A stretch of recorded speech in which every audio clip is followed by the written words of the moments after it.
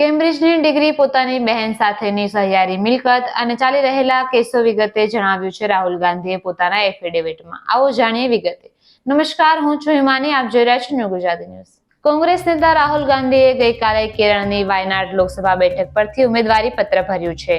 ઉમેદવારી પત્રો ભર્યા પછી રાહુલે બંધારણને જાળવી રાખવાના શપથ વાંચ્યા હતા અને ત્યારબાદ પત્રો સબમિટ કરવાની પ્રક્રિયા સમાપ્ત થઈ હતી। આ દરમિયાન રાહુલ ગાંધીએ એફિડેવિટ પણ ફાઇલ કરી હતી, જેમાં રાહુલ ગાંધીએ નીચે મુજબની વિગતો આપી હતી। કેરળના વાયનાડથી નામાંકન ભરવાની સાથે રાહુલ ગાંધીએ સોગંદનામામાં તેમના શિક્ષણ, સંપત્તિ અને તેમની સામે પેન્ડિંગ કેસની વિગતો જારી કરી હતી। રાહુલ ગાંધીએ ફ્લોરિડાની લોરેન્સ કોલેજમાંથી BA કર્યું હતું। તે જ સમયે તેમણે કેમ્બ્રિજ યુનિવર્સિટીની ટ્રિનિટી કોલેજમાંથી MPhilની ડિગ્રી મેળવી હતી। રાહુલ ગાંધી પાસે લગભગ 17 કરોડ રૂપિયાની જંગમ સંપત્તિ છે અને આ સિવાય રાહુલ ગાંધી પર 49 લાખ રૂપિયાની જવાબદારી છે।